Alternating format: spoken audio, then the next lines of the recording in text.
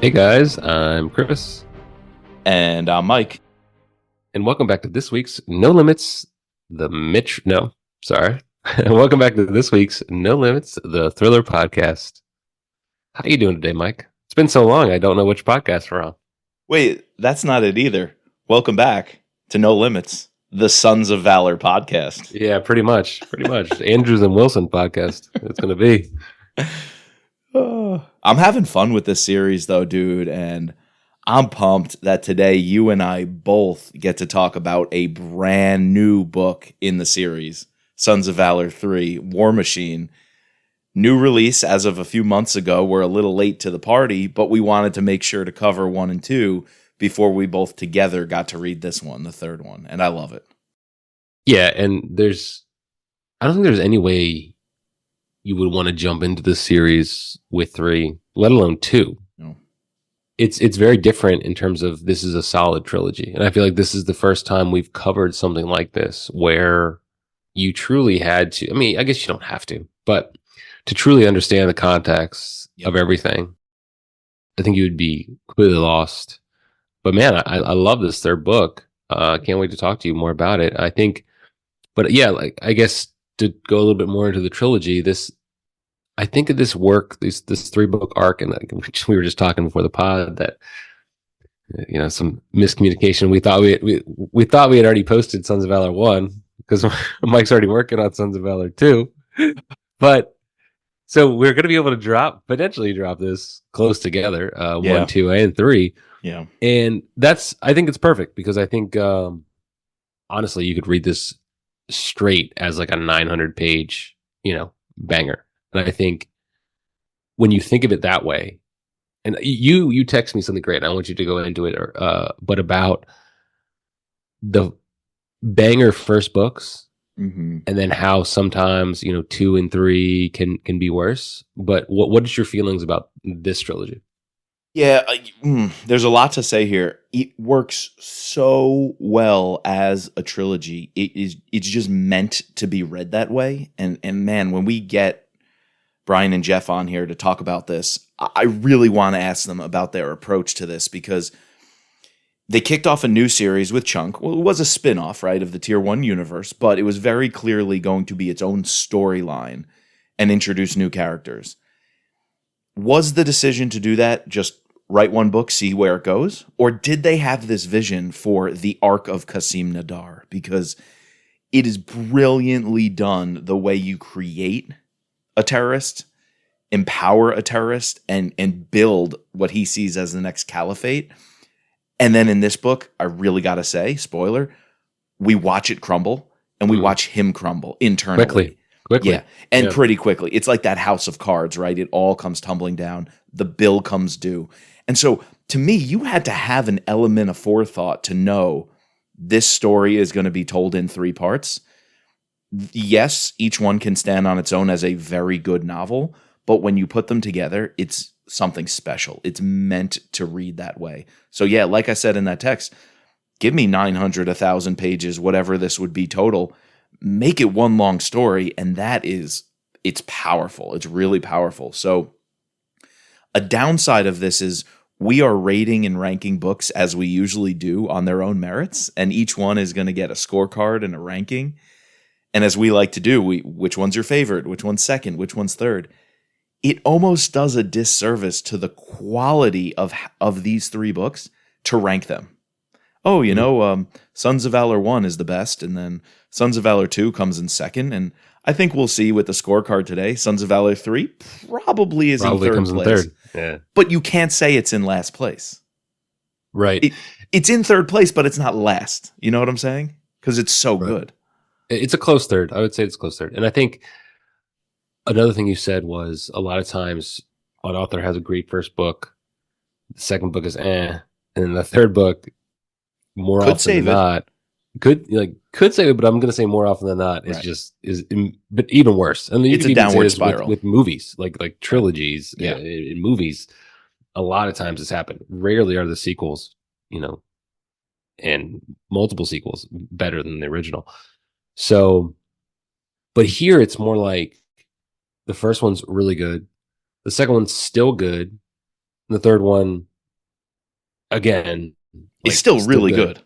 but not as good as the first. It's like Exactly. three Yeah. quality books we have here, and I want to spend some time, like you already mentioned, talking about Kasim. This like not, it's obviously he's not a hero, so it's not like a Joseph Campbell hero's journey, but he definitely has like a true arc, Yeah. and we see him. I love the juxtaposition of starting at a wedding with his parents, his sister and his father in Afghanistan, and then ending his scene, ultimately ending in this Brilliant. dream after, like, I guess almost afterlife scene where right before he dies, Like a when he meets purgatory. them, yeah, or where he sees them again. He sees all the people that were of importance to his life. Interesting that he doesn't. I guess he only sees dead people. I was like, he didn't see Deba. He sees Kamza, who said he did his job. He sees Ishan, who, interesting enough, says he failed. Like, Yeah. because he's like, "Why are you here so quickly?" Yeah. I thought that was interesting. And then finally, you get his father, who doesn't approve, says that the dad gives pretty powerful. You're the quote guy. I figured you probably have some, but says pretty powerful. This, like, revenge is not for the dead, revenge is for the living. You did everything for yourself. And then ultimately, his sister is like, I love you so. So, very mixed bag, mixed emotion, but love, love, love, love that scene. And I love, juxtaposing that with when we first meet Kasim and when we end with him, and then everything in the middle to see his rise and his fall. How we got to the fall, I think, like, that's going to be a little bit where the book, like, kind of falls apart. Not falls apart, but, like, where the book kind of, and I don't know. I guess you want to just talk about the drone, like, kick off with the drone and, like, what the actual overarching plot of this novel was. Yeah. Yeah, we could kick that off because we are talking about Kasim and the bad Mm-hmm. guys and the villains. But equally as much, I want to get to the opening, which ended up being not bittersweet, but a double edged sword because I love the Taiwan stuff. So I love Mm. our cold open into Chunk and the team. It almost comes off as too perfect. I And was then confused there for a second. I was like, "What the hell is going on?" And then I realized, oh, they're in, like, a training it's a exercise. drill, right? But then it has nothing to do with the story. So maybe you're right. Let's table the good guys. Yeah, I'm in one sense, I'm glad we're going back to a drone, but taking a new angle on it because that's how Kasim's recruitment started. It is his Mm-hmm. specialty. Even though he's the leader of Al Qadar, we really know him as an aeronautical engineer. And so I think his ultimate coup de grace, his big achievement for Al Qadar will be an attack involving drones of some sort.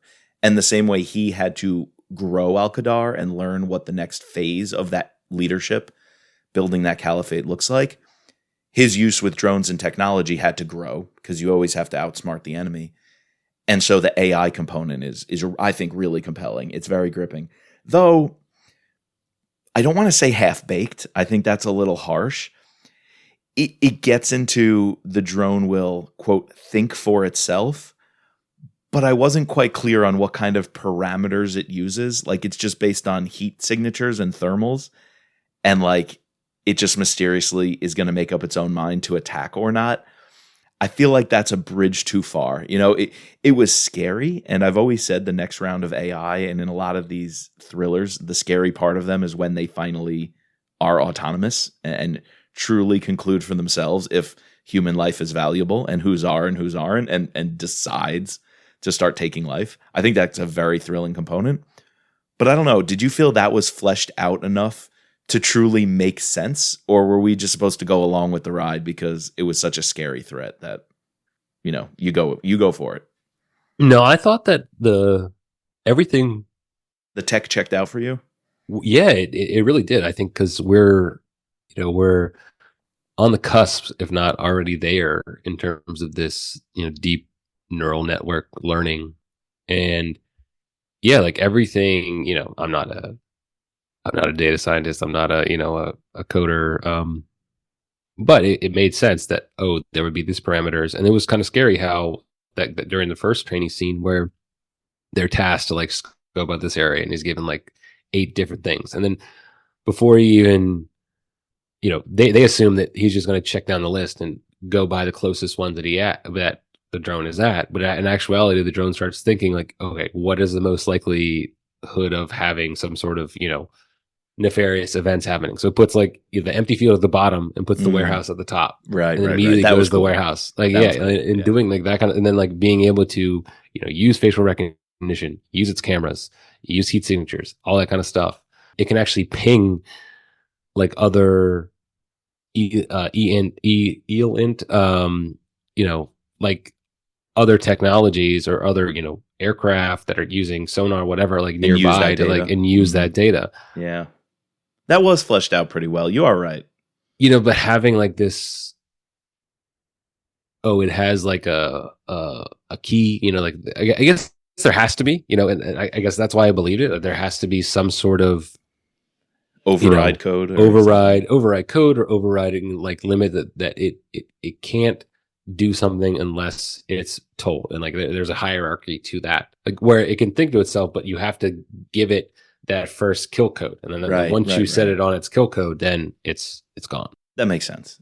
And that led to a very exciting ending with Deba and the passcode and it being Eshan. And that was a lot of fun. It really was. And then I mean, just a candidate for the winner of the book at the end. I don't know if it's Ray Porter's delivery of these The lines, fun but time. fun time, dude. Like we loved fun time in book one. Just when he's brought in, it's just his story is great. And then early on in this one, there's a line of fun time wasn't in it for the jihad. He didn't like give two shits about being a terrorist. He just loved all the yachts and bitches and like all that stuff. And every time he says bitches, it's hysterical. but but the Oh way yeah, the one time, the one, there's one chapter where we're in Fun Time's head, yes. and the way Ray Porter reads that, I was cracking up.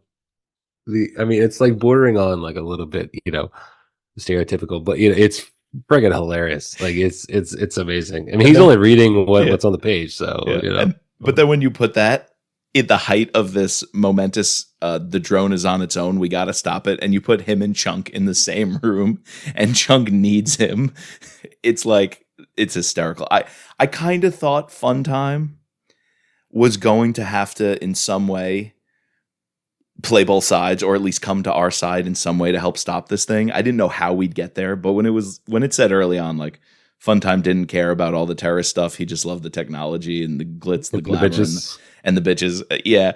I was like, okay, so that means he can switch sides. He could jump ship and be the one that brings the whole plot down. I felt the same way about Deba too. Ever since she was wondering about leaving Kasim and didn't do it, I was like, she's either going to pay the price for that, which she does, of course. Mm-hmm. But while paying the price for that, she's also going to find her moment. She's going to find a way to make it happen, to get out or to save the day, and to align that with the passcode. And on the phone with Watts or Watts' earpiece picks it up right in the moment. I really love that. That scene was cool where Watts had McLean in her ear and she had to handle the conversation talking to Kasim, but also eliciting enough information to tip off McLean. I really enjoyed that part of the climax. But I will say there's stuff earlier in the book I liked even more. But like Sons of Valor has been the whole way, I think you're right in saying Kasim Nadar, his arc and the growth of his network is one of the most compelling things about the whole trilogy. It really is a villain arc in the end. Mm-hmm. Mm-hmm. And that's a smart play. It's a risky play, but I think that was a smart Yeah. play. My only problem with the Kasim storyline really is like his exit strategy and what's supposed to be the coup de grace, like where they get him on this The tarmac. the tarmac. Bit of a letdown there. It felt a little anticlimactic. Yeah. Yeah. I would have rather him have his last stand, with Watts right there, or Instead of the whole London thing. no, like in London, like like she shoots him or something. I don't know, like instead of him like getting one. I did enjoy that he doesn't like get away. I'm glad that his story Correct. ends in this book. I was Agreed. very happy about that. Agreed. I didn't, what he's going to steal another drone, like right. no. He's going to escape again and change his identity. Yeah. Yeah. No. I would have thought he would have had like a better exit strategy than just like I'm going to go on my dead friend's airplane that I know how to fly. Yeah. Maybe I'm just thinking like too much, but like I you're in London. You're in one of the most heavily Yeah. surveilled cities in the world. You were out. You literally could have left, because you this thing was going, but he wanted to come back and kill Diva, or whatever, take her back. Yeah. That's like my only gripe I have with everything with the Kasim storyline. I think I'm gonna agree with you. I don't know what, but when I was getting to the airplane scene on the tarmac, I don't know why it didn't meet expectations. I possibly could be thinking to the end of Sons of Valor 2, how much I loved the Mm. Saw house suburb Yeah, that was way sniper better. v sniper. Yeah. Yeah, and that was just so good. It's disappointing that in my mind, I think, in my subconscious, I was comparing how this book was going to race to the finish line and get the bad guy. I was comparing it to that, which maybe isn't fair to this book, but it of course fell short. And then just kind of a shootout on the tarmac with lines like, "I don't want to shoot through the windshield because what if it's an innocent pilot?" It's Kasim fucking Nadar, right? Like, I hate to say it, but if there's collateral damage, even someone like a Chunk's got to realize that's probably the right operational call. Right. It was almost a little too moralistic, Mm-hmm. like Mm-hmm. at the wrong time. And I know it's a little later, but something else that rubbed me the wrong way was when Chunk didn't let Whitney take the shot and she got all erratic. At first, I was just like, that That was too is a weird. little That was weird. anticlimactic and weird. It's like, I'm going to think about emotions here. And maybe that's the right call, right? Like Watts just went through this trauma, Right. and Right. to Yeah, kill a man, which we have to talk about. Yeah. we have to talk about. And I want to transition here to what I absolutely loved about this book is most of the Watts storyline, but it just rubbed me wrong that in the heat of that moment, we're going to say things like, "To take an unarmed man's life will live on your conscience forever." It's fucking Kasim Nadar again. I don't care if he's armed or unarmed. Look at what this dude has done. Like, and to just throw in a line like, "Don't shoot an unarmed man." To me, sure, maybe, I don't know, never fired a weapon at another human being and the toll that it has on you. I get what Mhm. you're going for. But it just didn't seem to make sense in the moment and for these characters to not shoot Kasim Nadar because you're going to feel bad about it. Like, I don't know. It was just a To little me, off it's to me. almost like a missed opportunity. If they want this to be, if obviously the series is going to keep going, then having, it's like you would, like writing a TV series, you would want to have her take the shot, because then in all next season or all next book, the Dealing next with it, couple books, she's the going to be recovery. dealing with it, right? Yeah. Yeah. Dealing with all of her trauma and that on top of it, Yeah, exactly. It's an extra side story that you've now generated for yourself. which might then lead to friction with her and the team Mm-hmm. and Chunk. Yeah. But that would be some real interesting stuff. Do you want to save the epilogue? Yeah, Or do no, you want to get into the let's epilogue? not talk about the epilogue. We'll Let's talk table about that. that at the Okay. very end. All right. What did you I, love I about want this to talk book? about stuff that I love. Yes. Yeah. So first of all, the Lucy Kim storyline. I love when we Yes. met her in the last book. Yep. Wanted more of her, got more of her. Thought it was stupid that her boss was just like, yeah, sure, go ahead, and then they just decided to stake out this. It's fucking Kasim Nadar, dude. He just Yeah. not thinking that, one, let's not have backup. One, why? I guess she wasn't checking in with Chunk because she was afraid he was going to call her back. But anyways, obviously you have to have a plot. But that being said, I thought that transitioning into the, first of all, I guess going from the recruitment of Deba to staking out the spy shop to then being captured, being taken, like those scenes, very intense. I thought it was very well done. Yep. And then all leading up to her escape, Lucy's death, Oh. and then Don the I didn't want raft. to. I didn't want to move away from the raft. No. I could have read, like, I don't know, a couple more chapters of Oh. just whenever we were. I think they stayed with her like for 2 chapters, but then they moved somewhere else, and I was like, no. Let's Don't cut away. Don't go cut back. away. It was perfect. Like, Yeah. her imagining Chunk. Yes. Like, well, at one point, I guess he's changing his clothes, like in her mind. Like, and then at one point, he wears like a Master's Commander. Master like, Commander.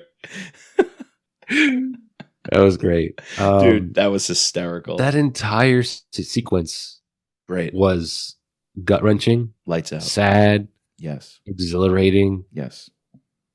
thrilling. Like just some great writing there. Yeah. It is one of the top scenes I've ever read in this genre for evoking emotion in the reader. I you could tear up. I mean, honestly, it was that good. And I'm a sucker in general for those like Lost at Sea kind of stories. I've read a couple of Sure. books. I've read a I love couple. Castaway. Castaway, yeah, or Endurance, the book about Right. Shackleton, and there's another one, some Australian corporate guy who went ski. He was on a surfing expedition and fell off, one of the boats.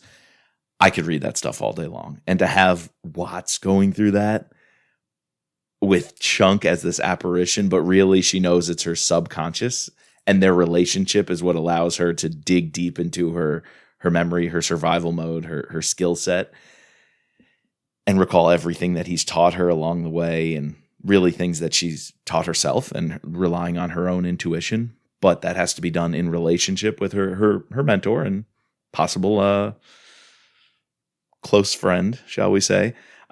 In that moment, to rely on that was just a lot of fun. And getting to the buoy, it was so well done. And it's rare. We haven't in a while had our favorite scene, I would say, come from the middle of a book, like that middle third. Yeah. I feel like we've been on a kick where that middle third kind of drops a little and we're waiting for this race to the finish. It was almost like a inverted parabola, if you will, or however you describe it mathematically. I feel like this book in the middle section was humming. It was just absolutely buzzing. And most of that is because of Lucy and Heels. I think they stole the show in this one for sure. Yeah. Yeah, and then even getting introduced to someone like McLean, where through the Lucy connection, how Chunk meets up with him and how they figure everything out. Even I enjoyed like Chunk going on these urban raids. Like first they decide to just like they get sort of brushed aside by MI6 and decide to take this farmhouse a couple miles outside, and they go rogue, end up killing everybody, then come back. The guy knows that they did this. Let him. What did you feel about that? I guess like the guy understood why they did that, but I feel like in most situations they would have just like got locked up. I don't know. But Yeah. anyways. Well, if it wasn't for McLean running cover, I think it could have been a shitstorm. And Chunk says that, and he reflects on that. We could have been PNGs. We could have been out of here. Heck, we could have been in prison. We would have needed the White House to bail us out. But I liked how McLean could run that cover.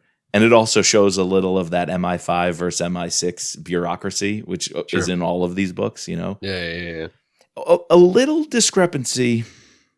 Maybe I'm reading it wrong. I feel like when Lucy talked about her boss not giving the green light to follow Qasim Nadar, it was kind of like do it under the table off to the side. And maybe she was just telling this to Watts to reel her in. I don't really know, but she threw in a couple of zingers that made her boss seem like an asshole. Like he wanted to cover for Qasim Nadar, and he wanted to play politics, with 10 Downing Street and everyone else and Parliament who wanted to make him a national hero.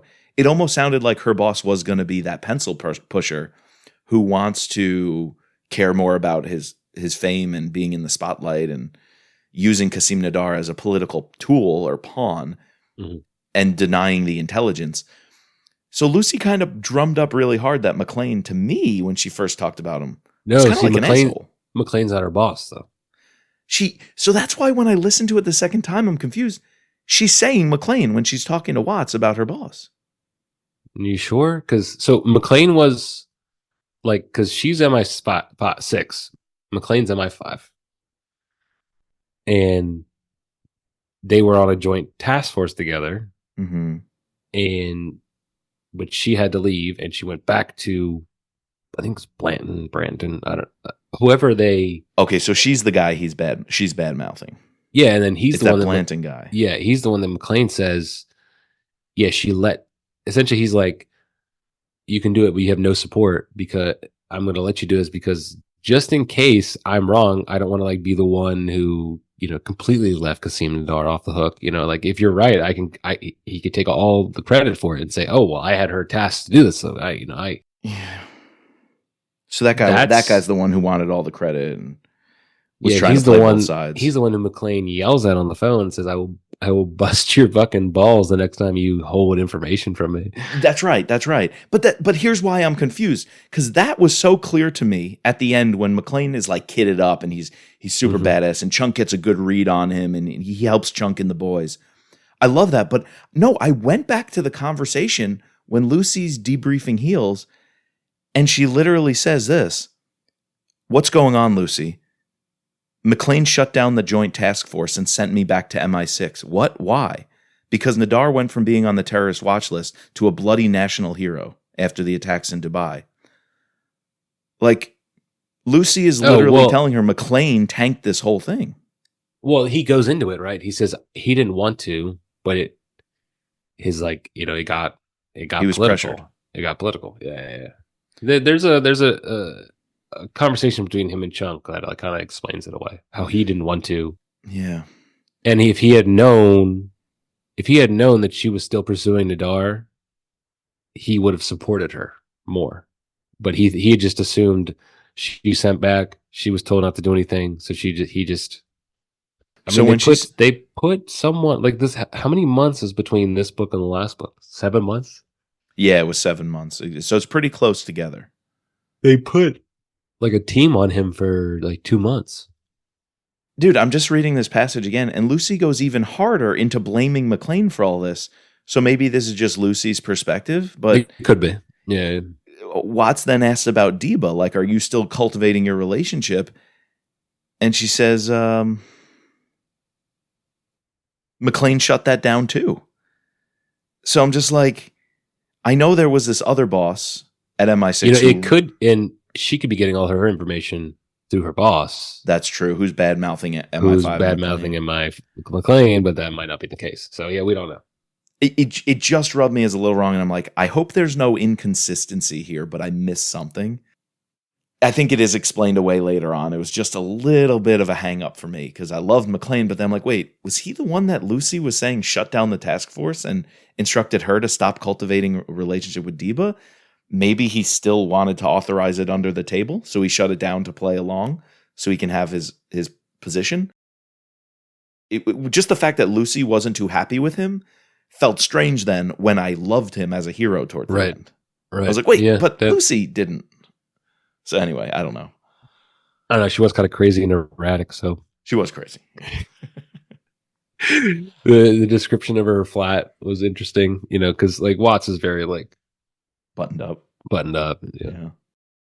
So the two of them were a lot of fun together. And I really like the conversation with Deba when they really do spook her. And it was kind of edge of your seat stuff when Deba's going to the spice shop and she doesn't say the passphrase, but they do recognize her. And that was the catalyst, I would say, that started the downfall of Qasim and the whole unraveling of Al-Qadar. And they have to abandon the spice shop. What was that? Faraj was one of the guys second in command. Yeah. Second in command. Yeah. So I think we see a little bit more into the Al-Qadar network. And we started this by talking about Chunk's raid on the farmhouse where they nearly get him. And just before that, there was like this council meeting. And I thought it was real interesting learning the different personalities around Qasim and who his financier is, this Masood guy who also is teaching him to fly. Faraj, who was at the spice shop but now is second in command, who in some ways does more of the day-to-day logistics and might end up challenging Qasim. And I really like how the dynamics inside this burgeoning caliphate are working. And I think that ups the stakes. And the fact that Chunk nearly misses out on capturing them right there, I thought was another little fun side story. Yeah, and I think adding in the whole piece of how he's pretty much just been living in plain daylight. Like his status has been elevated. Right. He's meeting with the mayor. He's on this joint, like, what is it? Like a task force to cultivate relations. Yeah. Right. But in actuality, he's the head of Yep. this terrorist organization And they're that also planning to manipulate like the demographics to get council members elected that will be pro-Islam and opening up yeah, when mosques. when they're going into that, like that whole description of like how to actually do, I think he even says that, IEDs and suicide vests don't solve the problem. It's like, Yeah. you have to in like by doing this, you can build a mosque next to a church that then brings in more More people, people move pushes in. out the Yep. white people Change the before, neighborhood. yeah, Yeah. exactly. And then you take over. Exactly. And So they have a plan. Like that is laid out as that a plan. is in 3 years, 3 years time. They're thinking that far out. Yeah. He's not just the drone guy. He really sees himself as a leader of a caliphate who wants to take over the West. Yeah. Yeah, I think that's earned. I think It is. Correct. I think they do the Andrews and Wilson do a good job in sort of setting him up and making him seem like he truly is like the next Hamza. But And I do yeah, see some like naivete. Like you could tell correct. that he's not quite where Hamza was, No. and obviously like he ultimately wasn't because he failed. Whereas Hamza like kind of succeeded. He had three devastating attacks where a lot of people died. So Yeah. But the fact that we knew Hamza was his mentor, we could see what he's aiming for. sure, And that allows us to also see him falling short. And I think knowing that as well, which is why he's so insecure and has to double down on a lot of things. right, right. Yeah. It's really cool knowing Hamza and Ishan, even though they're not even in this book, but they play Mhm. such a vital role, especially with the passcodes at the end, right? That could come out of the blue for somebody who's not paying careful attention. But for the readers who have been in it for all three, it's brilliant. It's poetic. Is there anything else in the book you want to talk about besides the epilogue? Well, we jumped right into it. Can we talk the opening scene? And unfortunately, Oh yeah, I want to say I absolutely loved it, but there's two huge sticking points for me. I thought opening on the subs in Taiwan, and these subs have been outfitted to bring a tier 1 SEAL team oh yeah. The subs are really cool. clandestinely into foreign or enemy territory or into a combat zone.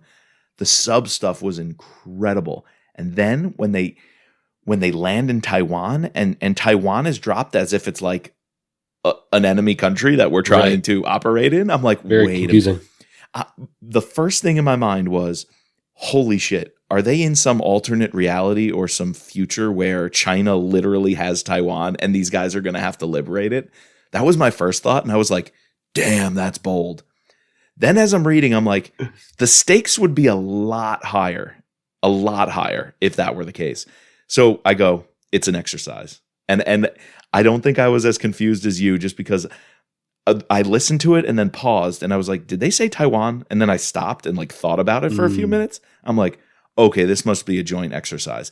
Combine And that then as with soon as they said like the SEAL Team 2, Yep. then I got it. I got it. Yep. And when Bowman is like, the thing has been destroyed, and he's like, Yeah, I downed him with a paintball. I was like, okay, confirmed. It's a test drill.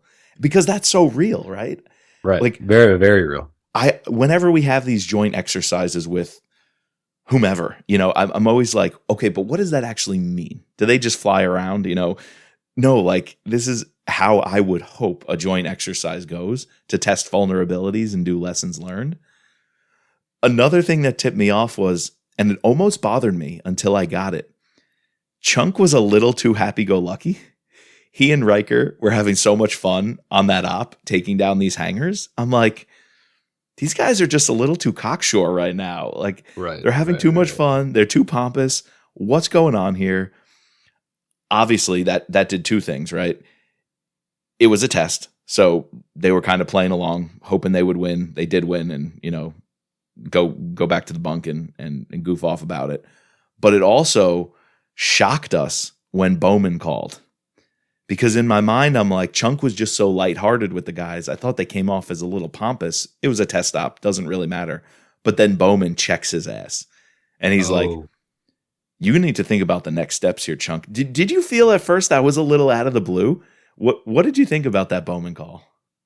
It was interesting. Yeah. I felt that he was super harsh on Chunk. He was. But I guess it's his style. And I guess they're kind of set up they're trying to use it as a moment to set up like the future for Chunk and like going forward. And even like there's a scene right where he has to have that tough conversation with with Saw. Saw. I wanted to see that though. It kind of I got know left hanging it. there. They just like cut off like let's have that conversation, and then we never actually had it. Yeah. So I think it's like putting a little bit of breadcrumbs for the future and like kind of letting us know what Chunk needs to do, where he might be heading, where the team might be heading. Yeah. But yeah, it caught me a little off guard. It was like a little intense. Like I was like, whoa, like okay. Yeah.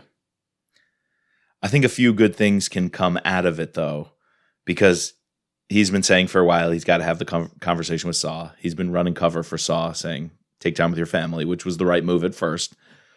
But I think real leadership is going to press that next question of, we need a decision. Riker, being a jokester, never really serious, no leadership opportunities ahead of him, yet the Navy invested a lot in his ass. So how are we going to get the most out of him? I thought that was an interesting little push. And unfortunately, one of my other nitpicks. So the first nitpick is Taiwan went nowhere. We were just doing it to have fun. Yeah. I thought it was amazing and fun. But in my mind, I'm like, yo, we're going into China. We're doing it. We're doing it. Like the Strait of Taiwan is going to be this whole book. And I was like, how the hell is that going to connect to Qasim Nadar? It ultimately didn't in any way, shape, or form. In any way. So and that's nitpick number one.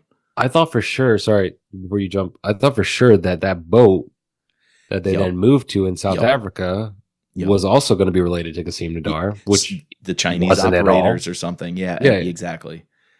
There was those little micro drones. That was cool when him and Trip were flying the mother drone, and the mother drone drops the micro drones. Like all of these scenes that didn't necessarily mean anything for the overarching story besides giving a little bit more context about the team.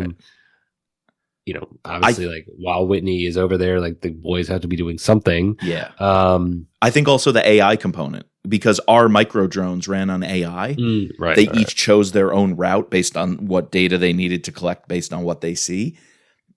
But again, I think the only connection is to show us, oh, we have AI drones, and that's a technology that we're going to start developing. Oh, well, Qasim Nadar is going to basically do it better than us and threaten us with our own thing. Like we're behind the terrorists, and he's more advanced.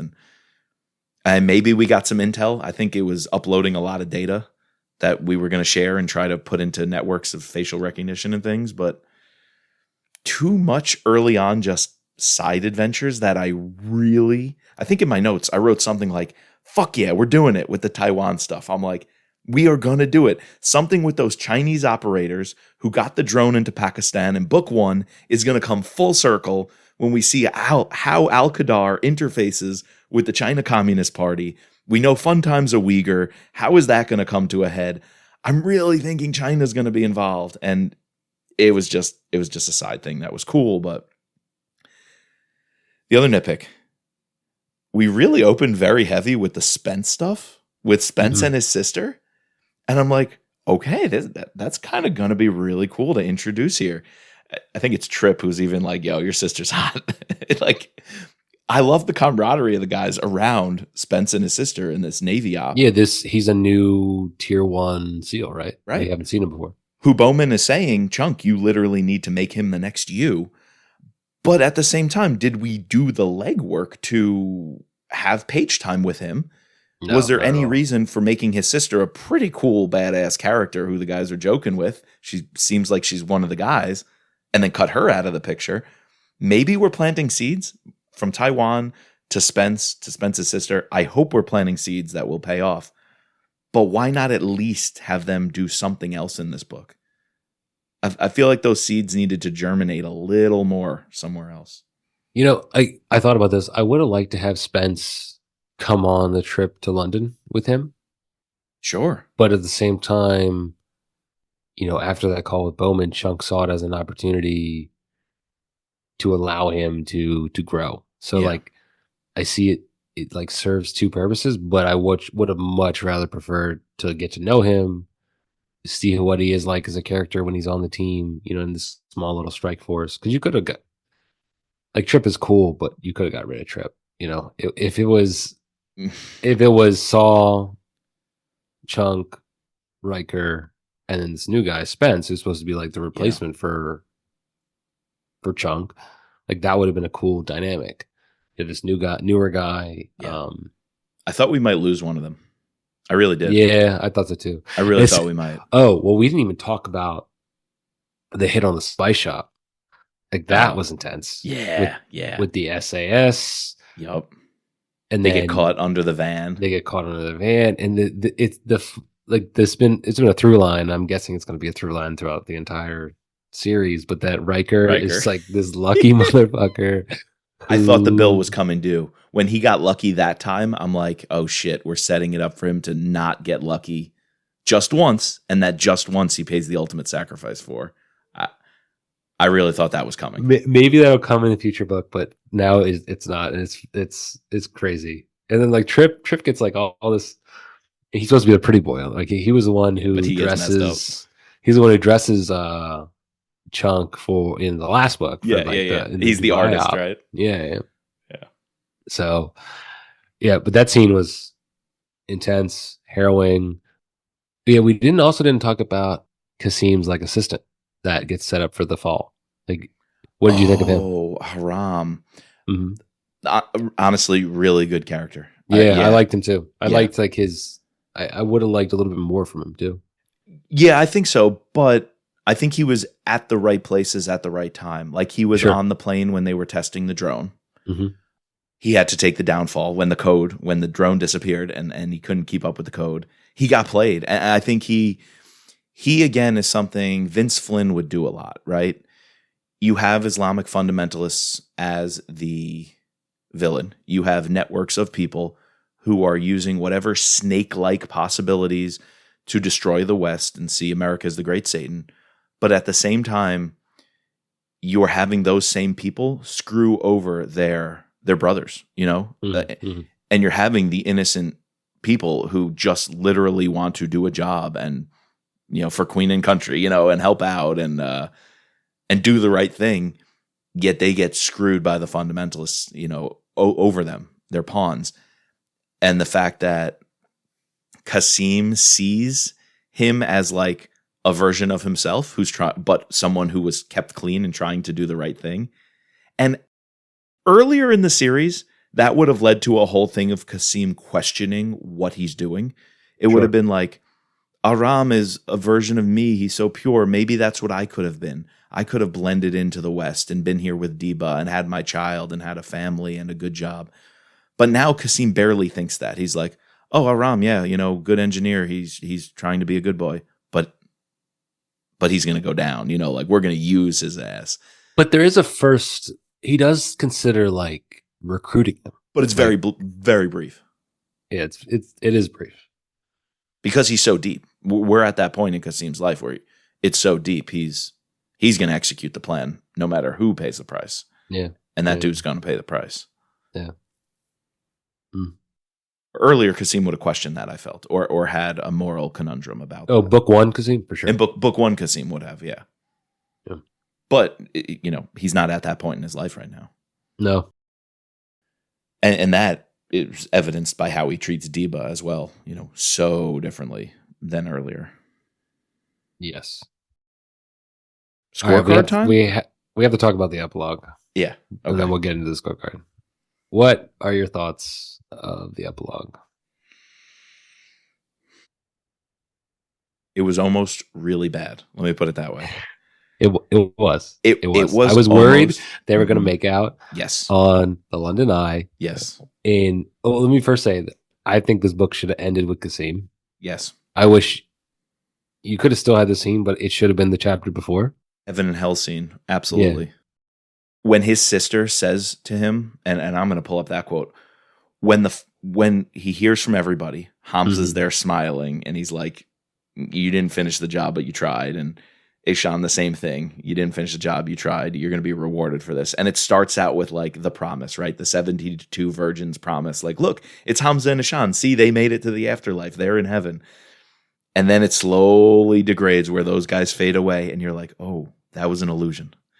And then it gets to the father who gives him that stern talking to. And it all comes to a head when he has to hear from his sister. And you're right in that she says, of course I still love you. But she then disappears saying, but I'm so disappointed in you. Mm-hmm. And that's like the twist of the dagger that shows you he's in hell. You know, it's like the good place, you know, the illusion of heaven, the illusion of perfection. You did all the right things. You shall be rewarded. But you slip into that eternal darkness. And the last thing you hear is you did it for yourself and you disappointed the memory of your father and your sister, who you convinced yourself you did this all for. And it was a lie and you were deceived. Live with that. And he gets trapped. To me, he gets trapped in eternal damnation. Yeah. That's cut to black. End it. I thought that would have been perfect. But they chose not to do that. Instead, they chose to have this scene with, I thought we were going classic, you know, obviously there's been some tension growing between the two. We kind of addressed it in the last one. We were hoping that it wouldn't come to a head. I feel like 9 times out of 10, most writers would have just had them kiss. But instead, they decided to take like a different route where Chunk says, I think we should not, I think we need to take it back a little bit. Yeah. What did you think of that? That was very interesting. It saved it a little bit for me because if he took her in a hot embrace and kissed her and then they just back up and go, wait, I don't know. That was a mistake. We shouldn't have done that. And then it would have been too cliche. Yeah. But the same way at the club in book 2, when they recognize those feelings, check those feelings, and we're like, I think we have to handle this professionally. They kind of do that again. And I think I'm happy about that because you can't ignore the feelings. You can't bury them. They're Sure. there. They're present. You gotta point out the elephant in the room. So I feel like the elephant in the London Eye was there. Am I fully satisfied? I don't know. I don't know. I mean, I'm glad they didn't develop the relationship. I'm glad they both recognize they need to be professionals or it will change everything about their team and their dynamic. Maybe it will make them even closer having had that conversation, or it could repel them even further. So yeah, I don't know. It sits uneasy with me is all I will say. Yeah, same. But not as uneasy as it would have if they started making out. Yeah, for sure. Okay, here's the quote because I have to read this. I think you're right in saying this was almost the most poetic and well-written kind of scene of the book, this Qasim in his mind. And I didn't even realize the chapter title opens in Afghanistan, in Nangarhar province. So back at his childhood. And it all flashes by and says, here we go. After his father reams him out, right, like for being selfish, he then turns to Deba and says, are you angry with me, Saida? He sobbed. He felt dizzy and the world tilted. Do you hate me? No, she said, and placed a gentle hand against his cheek. I can never hate you, Qasim. You are my brother. But I feel so very sad for you. Then she was gone, and he was alone. Truly alone. Dude, that's hell. That's the isolation. You are told she loves you, but then you're immediately told, I'm sad for you. Yeah. He can never accept that love. He can never feel that love. He can never give that love back to her because he isolated himself so far. Yeah, I think that's, ending and summarizing his story with that would have been perfect. Perfect ending. Yep. Compare that to how the books open with the wedding. They had it. Anyways. They had it. I digress. Still a damn good book. Yeah, let's go move on the scorecard. Let's do it. Let's give it a score. See where it stands. All right, action. Yeah. It's like a solid 8. It's great. I mean, it's really good. Is it consistent? Is it all necessary? Does it all connect? I guess that's a little more plot, I would say. So I think I go 8 as well. Is good action when it's written. Mm-hmm. Does it all connect together for me? Not exactly. Love the Taiwan stuff. Had nothing to do with the story. The micro drones hitting the ship. Why are we doing that? A lot of little things didn't connect. So I'm dinging at a point because I didn't love the ending. Qasim on the tarmac. How he ultimately dies. I didn't love that. And then, just like the inconsistencies or like the non cohesiveness of some of the action. So Six, I'm seven no, I'm giving it for the plot. for plot. Well, you're gonna go that Seven. low. I think I got to go seven. Yeah, six. I did like a lot of I parts of it. like the plot. I like parts. I like. I think of Yeah, I pacing think it's here a though. solid 7. Yeah, Like the action writing was great. The action pacing and connections to me is more plot based. How they bleed. I don't know, but I loved like the boat scene, Oh, like dude, the not boat like the scene escape and from the the boat. yeah, you're right, dude. I mean, I'm not saying I love the torture, but like some of that stuff was intense, and then it leads up to this, great writing with her on this life raft. Yeah, dude, I love that sequence. That sequence was nearly as good as the Saw family sequence last book for me. Oh my God, Lucy when she lets her go and she's talking to. I think I got to go double eights. I think you're right. I need to bump that up to a 7 then for sure. You're right. You're right. I'm bumping that. You're bumping it. You were going to give it a 6. I was going to give it a 6. I'm giving it a 7. And here's the other thing. We pulled out a lot of inconsistencies, I would say today, or little things along the way, but they're not going to bring me that down on buy-in No. because I'm still bought into the book. Actually, it was probably one of the most enjoyable books I've read in a while of wanting to keep hitting play. It almost felt like early Vince or Chris Howdy, like you can't put it down. Like you needed the next stage. So I think because of that, I go 4 on buy-in. Even with the nitpicks, I was bought into the story. It's thinking about them after the fact where it unravels a bit. I'm going to agree with you. I'm going to go 4 on buy-in. Yeah. Bad guys. It's another 5 for 5. We got to keep it going. Yeah. You throw in Fun Time. Baby. You throw in some of the goons. But really Kasim. It's really Kasim. It's really Kasim. Yeah. So. I mean, I would really make the argument as great as Chunk and Heels are and like how clearly they're the main characters, the protagonist. I might say Kasim is the main character of the trilogy. I really do think. I do think it's about him. I think they're equal. They're equal, yes. Yeah. Oh, they're like equal protagonists, the 3 of them. Or maybe I'm so taken by, we've seen so many awesome protagonists like, oh, I love Mitch Rapp. Oh, Scott Harvath, the man, the gray man rocks. We've seen that so many times. It's like, yeah, Chunk rocks. Like he's up there with all those guys. But what you're doing different or what you're adding for me is a villain that's this good. Kasim might be one of the top villains of all time for me. All time. Movies, books, storytelling. What they've done to develop Kasim and give him his entire arc, give him a trilogy, I think is perhaps, you're right. I don't want to take away from Chunk, Heels, Saw, and crew, but I think what makes this one special or what gives it that cutting edge, what gives Vince Flynn's works the cutting edge is Mitch Rapp and Irene Kennedy, hands down. Sure. Hands down. Mm-hmm. What gives this one the edge is Chunk, Heels, and Kasim Nadar. You don't leave him out. Yeah. It'll be interesting to see what they do next with the next chapter. So, good guys. I mean, obviously, like Chunk, Heels, they kind of like Chunk definitely played a back seat. He did. It was way more Heels heavy. Yeah. But some of the other good guys we got in this were Lucy, McLean, Deba. Let's count Spence, Deba. Yeah, of course. Is it a 4? I think it's a 4. I think it's a solid 4. I think it's a solid 4. McLean probably helps out a lot. Mm-hmm. Because we're ruling out rule out Saw, Riker, and Chunk. Yeah. Because we know them. They've been established. Yeah. They got their perfect 5s in the last 2 books. Right. Exactly. Okay.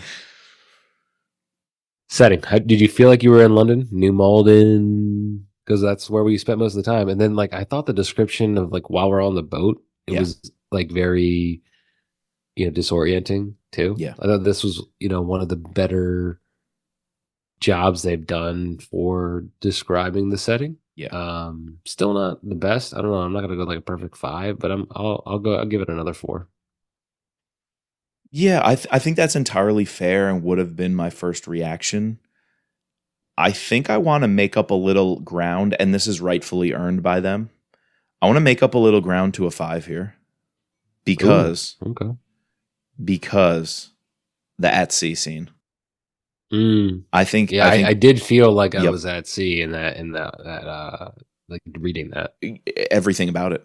Every texture of the raft, every the coldness of the water, the saltiness of the water. I Mm. felt it. I literally felt it while reading what Heels is doing. I gotta give him credit there. Maybe a 5 is not unfair because there are other parts that weren't as strong. Although Taiwan, I thought as well. I thought the submarines launching into Taiwan, describing this plan, Hmm. B team is doing the actual distraction op over there, which they expect we're doing this other thing, going into the hangars. I thought it was good as well. So, and then you're right, the ship. On board the ship, piloting the drones. Yeah, describing the drone and how it's like acting, that was pretty cool. Because all that's like part of the setting. I guess a little downfall would be when they hit that like barn. Like it didn't play up this idea of like terrorist headquarters out in the countryside. It's just like, let's just roll up on this barn, go walk in, shoot them up, take some people. It's Maybe pretty four and a generic. half. Maybe 4.5. All right, you talked me up from a 4. I'll also give it a 4.5. I just think the buoy scene and the raft scene carries the day for me. It just carries the day. So 4.5. All right, who's your winner? A couple ways we can go on this, huh? Yeah, I clearly we talked about Kasim Nadar. Great arc. Glad it wrapped up. Glad that came to a head. We talked about the buoy scene. Love that scene. So I got those two out of the way. I think I was having so much fun with Fun Time. I mean, just Fun I, time. and the fact that I can say I almost want him to be a Marcus Dumont style guy that we rely on, or that tier 1 can call up sometimes to get shit done. I kind of like that. I'm kind of happy that that could possibly be a thing moving forward. And it sounds crazy, but Fun Time's a dude, man. That's funny. That's so funny. I didn't even think about him. What He do you was say? an interesting character. I was gonna go Lucy Kim. I thought I really enjoyed, the time we spent with her. I thought, from last book, bringing her in, I thought it was smart to bring her back, make her the focus, of her and Watts. It's like dual team. So she's my winner. Nice. Cover All right, it just time. leaves us the cover, man. Got to judge that cover by the book. Now, you had some qualms initially about the cover. Would you say anything about my point of they did build a brand and they did stick to that brand over the course of a trilogy? Yes, and maybe I'm gonna give this cover a 5. Ooh. I love it. Is that Deba? No, that's got to be She's got Watts, Kit right? on her. Is that who is it? Is it Lucy, Yi, Heels? Doesn't look like what I would expect Heels to look like. It could be Lucy. She's got some Asiatic features. It's got to be Lucy. Why would they put Lucy on the cover? I was just assuming that that's Watts and Chunk. Chunk. I mean, I guess that makes most sense. I just didn't picture Watts like that, to be honest with you. Yeah, true. Oh, that's disappointing. And then But part of me was it actually it almost is a mashup of Deba, Watts, and Lucy. it Like is. it's It a could mashup. be. It could be. So it could be It's all got three of them. features. It's got features of all of them. They've got like they're wearing like a scarf, it looks like. It almost looks like she's just nerdy enough to be Watts, just kind of an intelligent spook to be Lucy, just enough kind of domestic woman to be Deba, and just pretty smoking hot, so it could be all three. I'm like, it could be all of them. I never thought about that. That's interesting. And then Maybe combine I'm that, crazy. you have the London Eye, obviously that plays a role in the epilogue. You have these cool looking. These are the stealth drones. Yep. Parliament, which is one of the targets. Almost got hit. Obviously, Yeah. Someone's got hit, makes sense. The suspense there was Consistent pretty great at the theme. end. Yes. Great suspense. All right, maybe a 5 is I'm drinking the Kool-Aid. But Oh, I know who this is. It's Spence and his sister, the Navy lieutenant. they're identical twins. Because they played such an important role in this book, you just put them on the cover. That'd be funny if like the person like reading like doing the cover just like reads like the first chapter. It's like, oh, let's put them. Reads the first chapter and the last chapter, you know. So yeah. Is that Chunk to you though? Because we got a face. Is that Chunk's face? Texas boy. See, the way they talk about Chunk is that he's like a little beefier. Yeah. This guy looks pretty slim in the face. Looks very slim in the face. He needs a little more defined, wide jawline. Yeah. And that's Chunk. I would say with the bigger jawline, that's Chunk for me. Yeah. Big time. You know what? Let's ask Brian and Jeff. Yeah, we have to. Who the woman is. Yeah. We have to ask is that Chunk. So. And is it Chunk? It's going to be such an easy answer. Oh, that's Chunk and Heels. And we're going to look like idiots for going on for 10 minutes. Yeah, exactly. Because that's the obvious answer. That's our lead and our co-lead. So keep it simple, stupid. All right, what are you going with? I've liked the brand all along. I think it put a mark on this series that relates to this series. And this is the most on point one for the story. It's the most related to the story so far out of any of these. And you have to put a woman on there because 3 incredible ladies play a big role in this book. Yeah. So that makes complete sense. 4.5. 4.5. I like it. Yeah, I said 5, but it's not like a perfect. It's not a 5. I only want to give like, yeah, you're right. Mr. 50 out of 50 last book. Hey now. So I've explained that away. I've explained it away. I'll agree with you and also give it a 4.5. Ooh.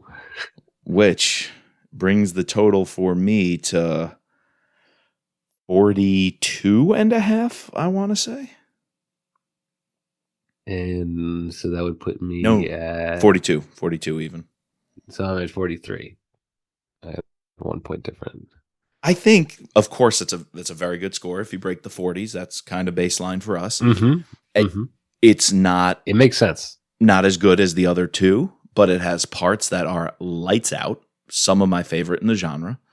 That the Bowie and Raph scene is one of them. The fall of Qasim Nadar and him in the afterlife is one of them. But a couple of other danglers out there that just unfortunately ding it here and there on plot or ding it here and there on action and buy-in. Without those dings, though, this could be absolutely solid. Yeah, and I think the trilogy as a whole, correct, one of the best. I stand by. I will give the 50 out of 50 to all 3 of these in a trilogy. So I took the 50 out of 50 back for Sons of Valor Part 2. I cooled my jets. I pumped the brakes. I needed you, my wingman there.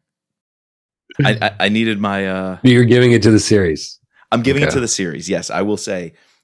As a 3-book the trilogy. Correct. To start a series, to launch a new set of characters, it is nearly everything I could want in a thriller. All right. I'll it's close. It's good. It's very good. It's very good. Tell me another 3 books back to back to back better than this. I can't do it. There's 2. Memorial Day, Consent to Kill, Spy Master Backlash. I don't know if there's ever that complete 3. And then go a step further. Tell me a better villain that has a 3-book arc from conversion to the fall, the rise and the fall. We meet a lot of villains who are in media res. Their backstory's there. Right. We just get the backstory in some random chapter later. This one puts in the work. It takes the time. I don't think you do a better villain arc in the genre. But yeah, no, it's something that is not often tried. So yeah, I think that's why I like this story so much. Agreed. All right, next time we come to you, what are we talking about, Mike? Next time we just wrapped up Sons of Valor. You just sent me earlier today our reading list. Yep, which by now is definitely posted. Yeah, Peacock and the Sparrow, I.S. Berry. And that also is our Patreon book club of the month for March. So if anybody wants to join in March, us and our patrons will be doing a Zoom virtual book club talk, Peacock and the Sparrow by I.S. Berry. We'd love to have you join up. Just check out thrillerpod.com, click on the Patreon tab, and you can be in our group chat and chat all things thrillers with Chris and I. Yeah, we actually got to welcome 2 new patrons, right? Yes. Mike S. and Jason C. Both of you have been around for a little bit, but one hadn't gotten a chance to shout you out on the pod. So thanks, guys, for joining. Happy to have you here. Yep. Please, I know Mike is. Did Jason also join the group chat? Yep. Yeah, for Jason, a little bit. Yep. Jason jumped in on the group chat. I think he said he has yet to read the Mitch Rapp series. Oh, so yeah. He's going to keep us abreast as he goes through those books. Can you imagine, Chris, having the opportunity to read Mitch Rapp for the first time? I'm jealous. I wonder how it ages, though, because he has read a lot of Clancy, and he told us, I think Gray Man, he also read a couple other series. It's really interesting to read some of these names that have, and Jack Carr, I think, but these names that relied on what Vince laid for us. Vince's works are kind of outdated now when you read them in some sense, but you knew he was the master. He started something new. He kind of launched this style of genre. So I'd be curious to see what someone thinks of his works after having read so many successors who have leaned on him. Yeah, we'll have to ask him. We'll bring him on. Yeah. All right. So we have Peacock and Sparrow, Hostile Intent, Forgotten War, Hidden Order, Act of War, Code of Conduct. Then, my friend, we get to Red Sky Morning in June, then Falling and Drowning, and then July will be the Brad Thor novel. And then in September, we have Don Bentley's, or hopefully we have Don Bentley's novel. So yep. Lots to come. Yes, indeed. And we want to have a couple of authors on as well. Definitely line up Andrews and Wilson, Don Bentley, hopefully Brad Thor again, maybe Jack Carr again. We really want to do that. And one other thing we'll have to talk about, the Taylor Kitsch Terminalist series. We're going to go back to a little TV viewing on the podcast here at some point. Yeah, I hope you guys liked, was that last summer? Yeah, it was last summer. It was at my in-laws when we had various guests come on, cover different episodes. So yeah, it was nice. We had Tyler and Eric. You had Chris Albany. Yeah. That was fun. Yep. All right, we need to thank our patrons, including our special operators, Sherry F. and Jason, along with our special agents, Ben, Daryl, Kevin, George, Matt, Dawn, Peggy, and Mark. Please subscribe, rate, and review using your favorite podcasting platform. You can find us online at thrillerpod.com or using Twitter and Instagram at Thriller Podcast. And as always, just let Lucy be Lucy.